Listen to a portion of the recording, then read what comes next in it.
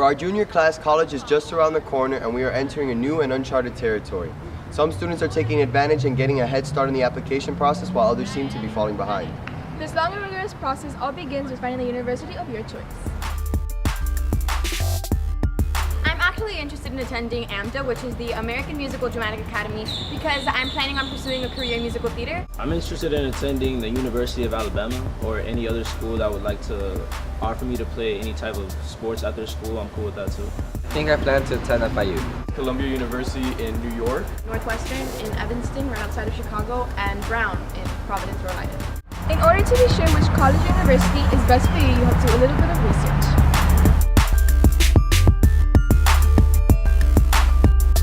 Some requirements to actually get into the college are having from a 1500 to close to a 1600, which is a perfect score on the SAT.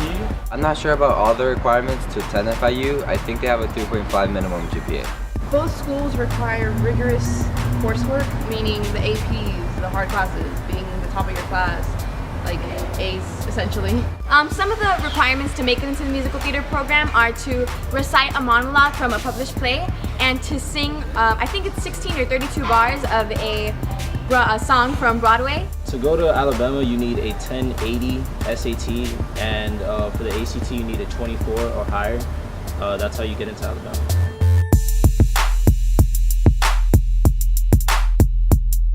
I've been taking a whole lot of AP classes to prepare because Columbia is an Ivy League university, so they only take the most rigorous taking, hard-working students. So I've been trying to take as many AP classes as I can in order for them to see me as that. I mean, I'm here pursuing theater, and I've kind of been doing that since I was in 6th grade. I got my first role. So my whole life has kind of been like leading up to this like big AMDA college, university, pursuing theater thing. So yeah. Just kind of studying every day, trying to get my scores up, and also in the classroom getting my GPA up. One consistent requirement you see from many colleges are good SAT and ACT scores. Our juniors here at Mass have been lucky enough to take the PSAT 3 times to help us be better prepared. I've been reading a lot on that PSAT book that they've given to us back in freshman year. I've been doing Khan Academy. I've been doing Number 2, which is a website to prepare you for the ACT. I signed up for an SAT prep class. Right now I'm taking the SAT ACT prep course. I'm currently enrolled in the SAT prep class with Ms. Campos. I've been reading a lot on strategies for the test, and I've been taking some SAT courses online. I've been reading the books that we were given, and I've been taking the SAT prep class here at school.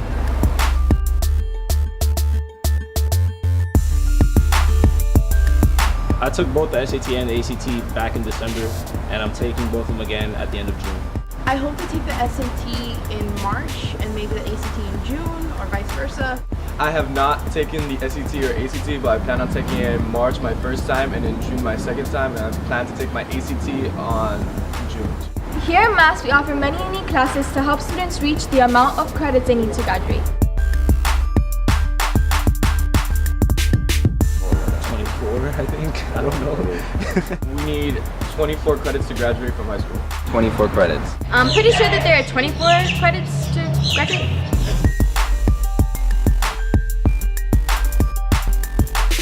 I usually base my decision on if I'm going to like the class, if I'm necessarily interested in, and if it's actually going to help me in the future on what I want to actually do in life. I based them on what Alabama needs me to take. For example, I need 2 years of Spanish, so I have to take another year of Spanish. I base my decisions for classes next year, especially since it's my senior year, on mostly what I'm going to enjoy and what's a challenge.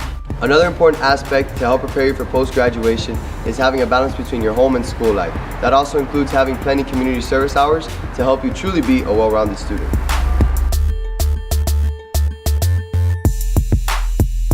Well, at our school, we're required to have 100 community service hours, but so far, I think I have 350 because I volunteer at my mom's school, helping enrich the curriculum that they have for theater because they don't really have a theater program over there. There are 100 required hours in this school, but I just hit 200. There is 100 hours required here at Mass, however I have 423. Here at Mass, it's 100 community service hours. I have 68.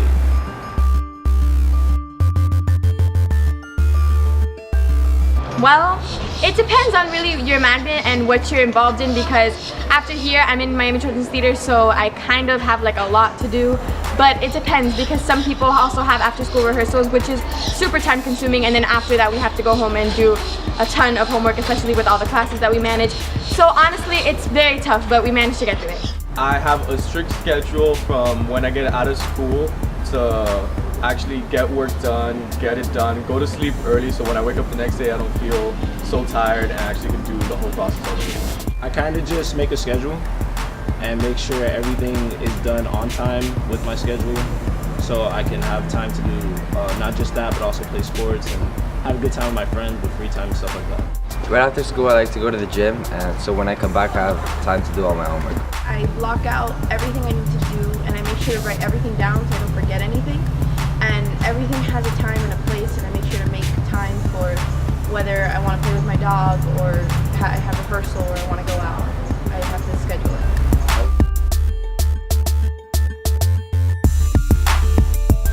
The best advice I've ever gotten was actually last year, and our former CAP advisor told me that set a goal, and whenever you feel like quitting, just imagine yourself in that goal or living out that goal. The best advice I received is to believe in myself. Don't overwhelm yourself with all this high school stuff because college is worse. The best advice that I've received had to come from my brother, and that's from him saying, never give up. You know, it's going to be hard getting through this whole process, but if you give up, you know you never have a chance. But if you keep trying, that's when you know you have something, you know. Students, remember not on this process, we have great counselors and advisors here at Mass to guide you along the way. As your counselor, juniors, I'm hoping that you're keeping up with all your graduation requirements of the 24 credits, that you're aware of your PSAT scores and you're reviewing the Khan Academy, that you're also completing your 25 hours of community service each year, totaling to at least 100 minimum hours to graduate. And if you have any questions, now is the time, as we're starting to register for courses for senior year, the most important year yet, and that you're looking into universities, colleges, financial aid, and anything that I can assist you, feel free to come and see me.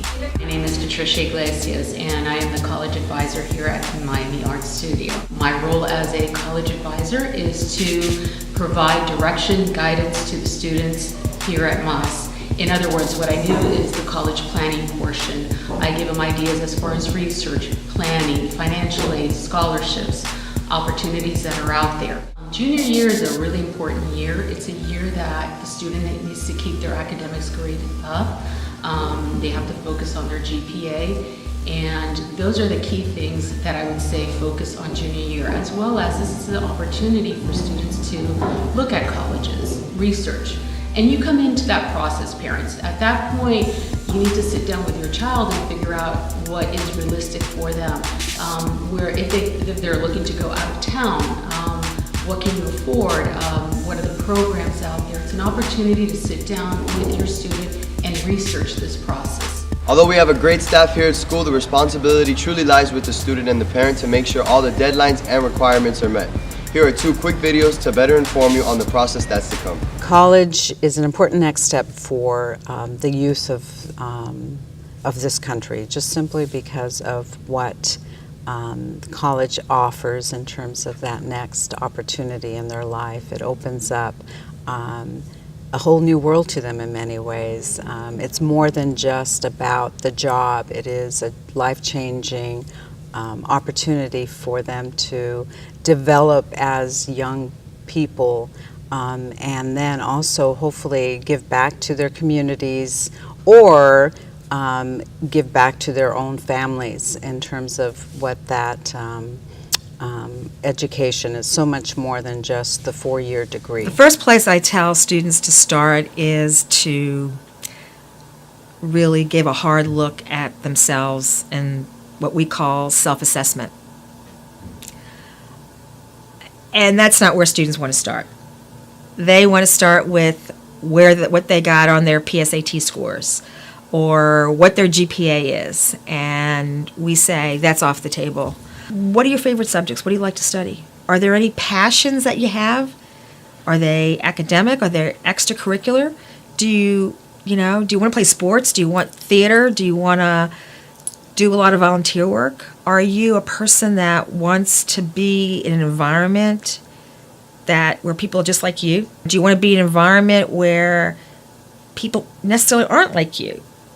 So there's a lot of different types of people that might stretch you in ways you've never been stretched before. It's not necessarily a question that you're going to have answers to all of them immediately. There are questions that you're going to have to come back to. Picking a college is part of that self-discovery process. Who do you want to be, and how will that institution help you become who you want to be?